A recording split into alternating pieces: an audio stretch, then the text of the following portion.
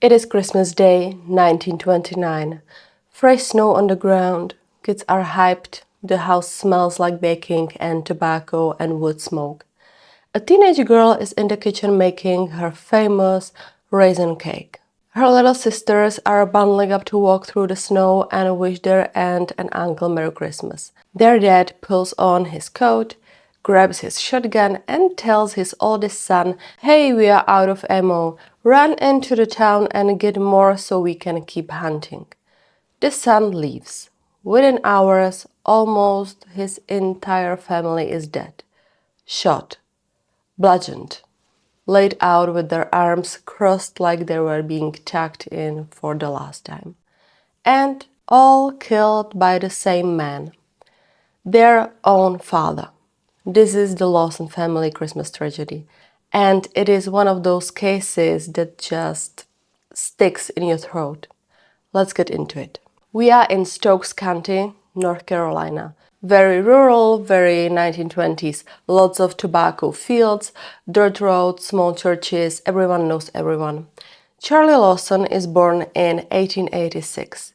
He grows up in this world of farm work and tenant farming. He is not rich, but he is not useless either. People know him as a hard worker, quiet, kind of serious.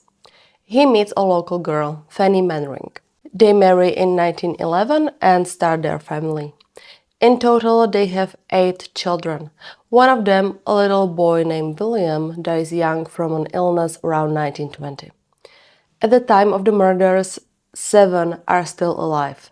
Marie, 17, Arthur, 16, Carrie, 12, Mabel, 7, James, 4, Raymond, 2, and baby Mary Lou, which is 4 months old.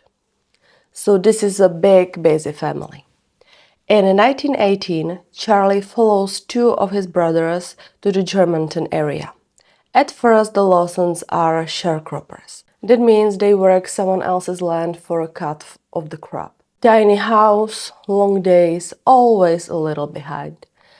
Charlie has this dream of owning his own farm, and he actually pulls it off.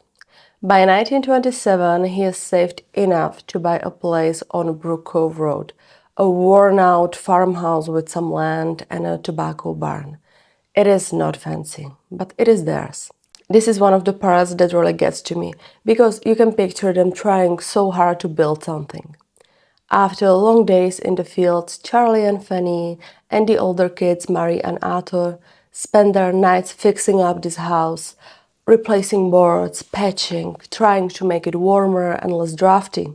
Neighbors remember seeing Charlie out in the early hours fussing over his tobacco, trying to get the most of every plant. People in the area pretty much agree. The Lawsons are good neighbors.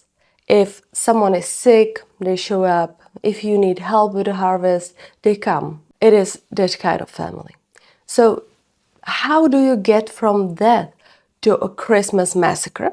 A couple of weeks before Christmas 1929, Charlie does something that everybody remembers because it is weird for their situation. He takes the entire family into Winston-Salem.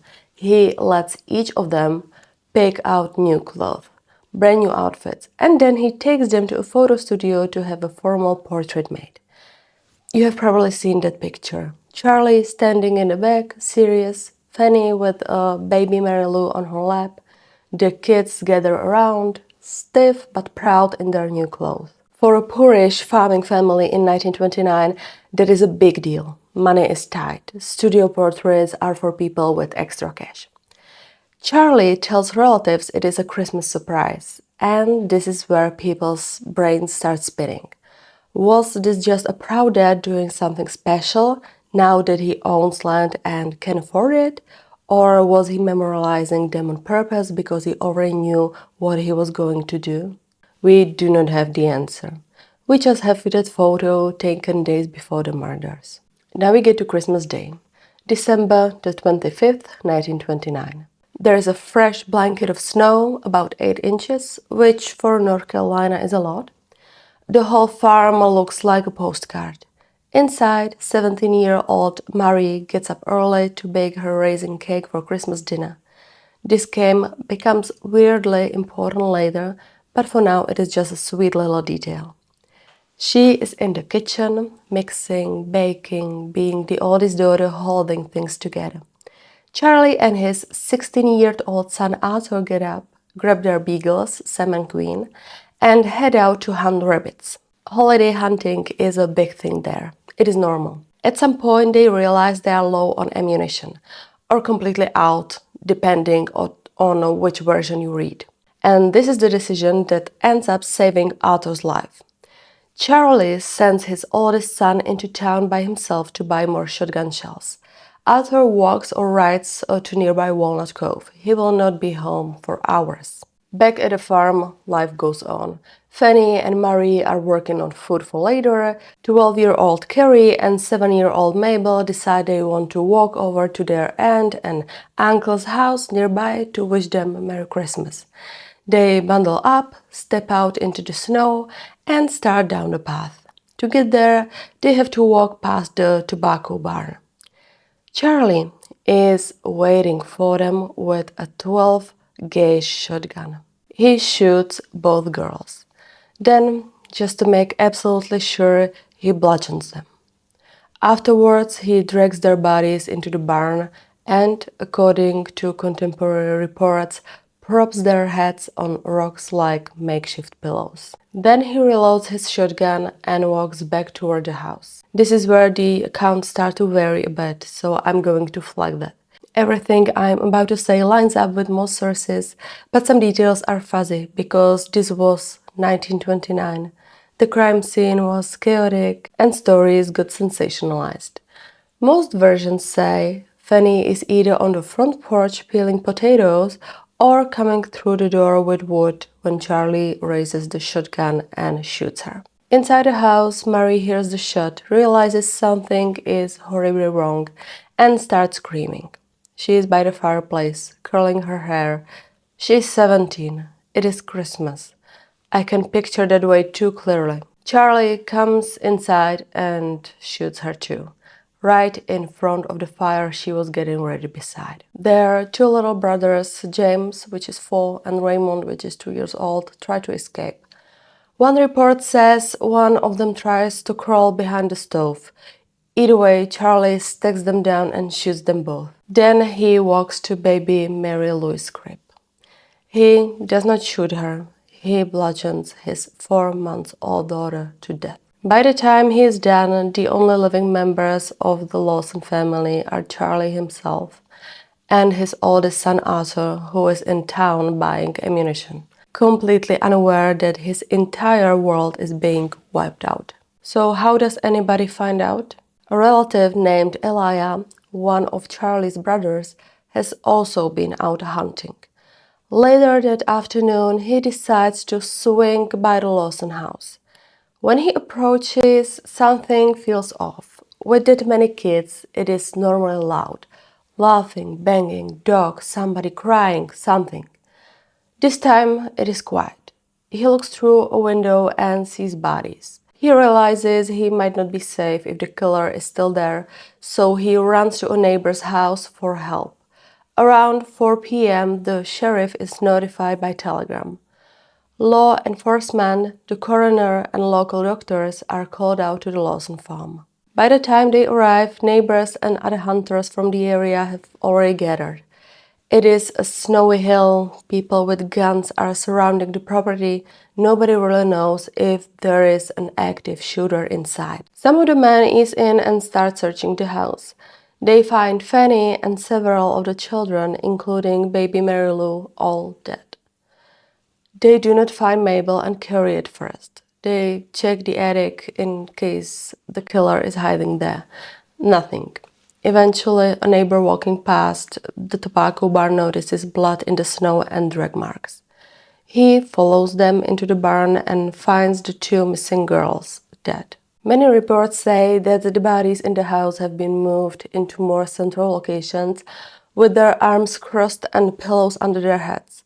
The detail has been repeated so many times, it is basically part of the legend. Some recent researchers point out that this could have been emptied out for drama in old newspaper accounts. Others still insist it is true. Personally, I think it is possible Charlie did arrange them, since we know he did that with the girls in the barn, but we cannot say 100%. Either way, the scene is horrific, and they still do not know where Charlie is. They also had not located Arthur yet. Word spreads fast. More neighbors arrive. Sleds and wagons are brought in. The hill is steep and icy. Getting the bodies down to the horses requires people to literally lay them in sheets and drag them down. Somewhere in the middle of all this chaos, a single gunshot rings out from the woods. The Lawson beagle starts to howling. Men grab their guns and head toward the sound. Some accounts say that the dogs led them. Others say the dogs were already with Charlie and their howls just gave away his location. Deep in the woods, near a dogwood tree, they find him.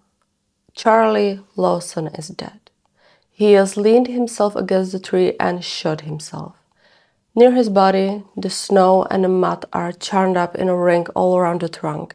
He has already been pacing the tree for a long time, round and round and round, thinking before finally killing himself. In his pockets, they find 2 scraps of paper. They are written on tobacco auction receipts. On one, it says, "Trouble can cause." On the other, "Nobody to blame but." And that's it. Just 2 half sentences, never finished. Even now, almost 100 years later, nobody really knows what he meant or who he thought was to blame. The bodies are taken first to a small funeral home in the nearby town of Walnut Cove. It quickly becomes obvious that the place is not set up to handle 8 bodies at once. So they move everyone again, this time to Yelton Funeral Parlor in Madison. The man helping with the embalming is a local doctor, assisted by another doctor who just happens to be visiting from Johns Hopkins for the holidays. This becomes important for one of the later theories. They worked through the night of Christmas and into the early hours of December 26th to embalm all 7 Lawson family members. There are reports that part of Charlie's brain is removed and sent back to Johns Hopkins to see if maybe an injury could explain what he did. Some versions say he had been hit in the head years before by the backswing of an axe. Some say it was 2 years before the murders, others say 10. Some people who knew him said he was different after that. Others said it was not that huge of a deal. When the doctors at Johns Hopkins examine the brain, they do not find clear evidence of trauma.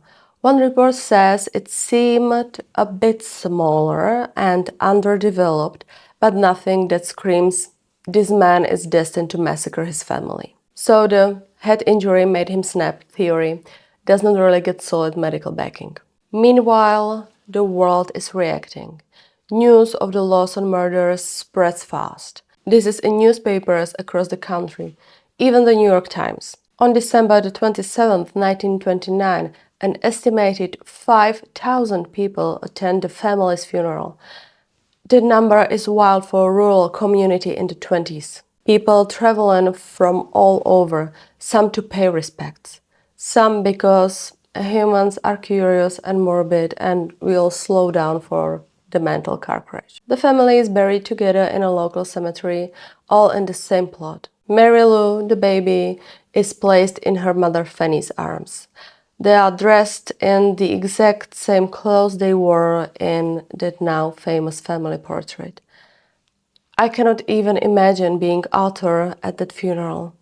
16 years old, and he is the only immediate family member left. What happens next is where the story shifts from pure tragedy into something kind of uncomfortable and very human.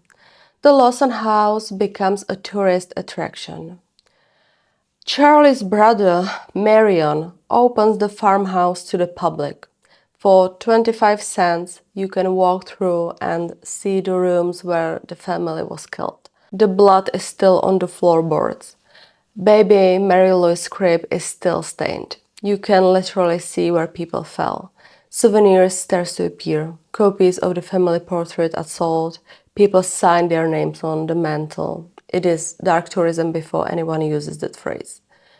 The raisin cake that Marie baked on Christmas morning is still sitting out on the table. Visitors start plucking the raisins off to take home as little morbid keepsakes. Eventually, the family has to put the cake under glass so it will stop disappearing piece by piece. A lot of people are horrified that Marion is profiting off the murders.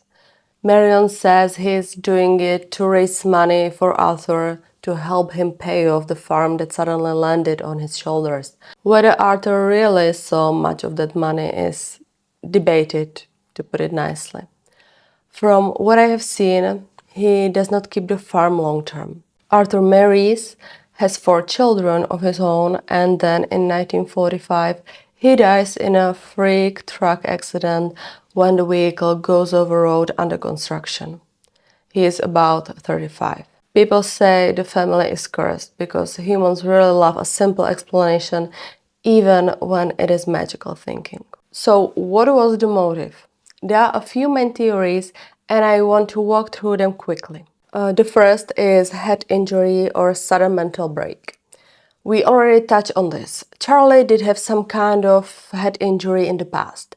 Some relatives say his personality changed after, but the brain exam did not show massive damage, and people who knew him never saw obvious signs of psychosis or several mental illness before the murders. That does not mean he was fine, but it makes this theory hard to prove. The second theory is financial stress. Some versions suggest Charlie was under money pressure, maybe had debt, maybe felt trapped. But compared to a lot of tenant farmers, he was actually in a better position. He owned land. The Associated Press even called him well-to-do for that area.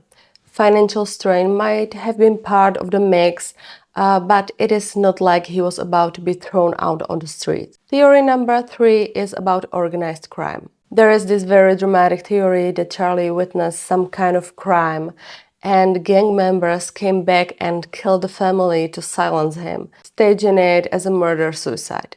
There is basically no evidence for this. No big unsolved mob hid nearby, no signs of another shooter. It feels like a story people tell when they cannot accept that an ordinary father could do something this horrible. Next theory is premeditated family annihilation. This one is almost certainly true on some level. The trip for new clothes, the formal portrait, the way he sent Arthur out of the house, the way he had ammo ready and positioned himself by the tobacco barn, that all suggests planning. The question is, planning because of what? The next theory is the incest and pregnancy theory. This is the most controversial one, and it does not really hit the public until decades later. In 1990, author Trudy James Smith publishes a book called White Christmas, Bloody Christmas. Around the time, she gets an anonymous call from a woman who claims that when she toured the Lawson house back in the 30s, the guide said very bluntly that Charlie killed the family because he had gotten his oldest daughter, Marie, pregnant. At first, it is like, okay, rumor. But right before publication, a Lawson relative named Stella contacts Trudy again.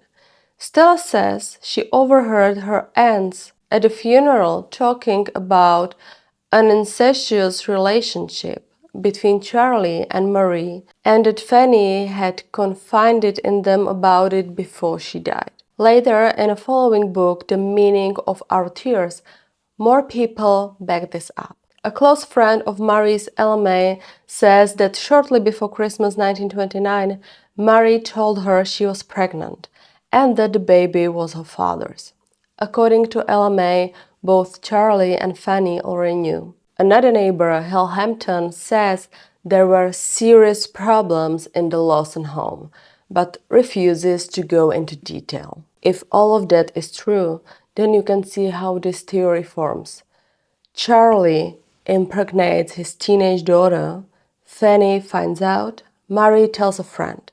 The secret is starting to spread. To someone like Charlie, who was built his life on respectability, that could feel like a threat to his entire identity. One way to solve that, in his twisted brain, erase everyone who knows. I want to be super clear here. This theory is backed up by witnesses' testimony collected decades later, but there is no physical proof, no autopsy of Marie confirming pregnancy, no written confession. It is a heavy allegation. Personally, though, when you lay it alongside all the other details, it does make a dark kind of sense. It fits with the level of rage and control we see. It fits with sending Arthur away, making sure the one person big enough to stop him is out of the picture. It fits with killing every single person who could talk. But we cannot say it is fact. We can only say it is the most supported explanation we have right now. Today, the Lawson case still haunts North Carolina. The old Yelton funeral parlor in Madison has been turned into a store called Madison Dry Goods, and the upstairs is like a little museum. There are photos, newspaper clippings, Lawson items, information about the murders. If you want to go see something related to this case in a respectful way, that is the place, not the graves or private property. The story is in books, in podcasts like Criminal, in that old murder ballad, The Murder of the Lawson Family, also known as The Ballad of Charlie Lawson, which is honestly so creepy I could not finish it at the first time. There is even a Facebook group where distant Lawson relatives are finding each other and trying to build a family tree, talking about this thing that is now part of their history, whether they like it or not. And that is the part that hits me the hardest, because it is really easy, almost a century later, to see this as a spooky Christmas legend. The photo, the cake under the glass, the ghost stories about hearing footsteps on Christmas Eve. But for the people who are still alive, this is not folklore. It is their grandparents, their great aunts and uncles, the thing nobody talk about at the table. It is this giant unanswered why that sits over a whole branch of a family tree. So what do we do with a story like this? For me, it is a reminder that perfect families and good neighbors are sometimes a performance, that abuse and control can hide behind nice front porches and church attendance and cute matching outfits. It is also a reminder that when people tell you something feels wrong inside their own home, you believe them, even if the man of the house is charming, even if everyone else say he would never. And more broadly, it is about how far some people will go to protect their image and avoid accountability, all the way to taking the lives of the exact people they are supposed to protect. Charlie Lawson built a life, a farm, a reputation, and then when he felt that all slipping, he chose to destroy everything rather than face his own actions. He took several lives and his own.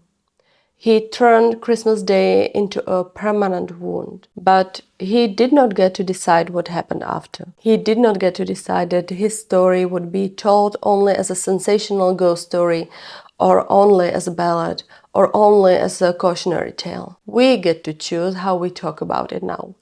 Whether we just gag at the horror, or whether we also look at the patterns of control, secrecy, and power that show up in so many family annihilator cases. If you made it all the way here, thank you for listening to this heavy one. Tell me in the comments what you think about the different theories in this case. Do you lean towards the head injury or complete mental break, the incest theory, or something else entirely?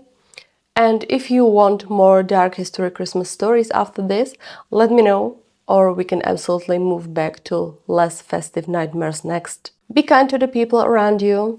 check in on quiet ones, and hug your family if it is safe to do that. I will see you in the next one.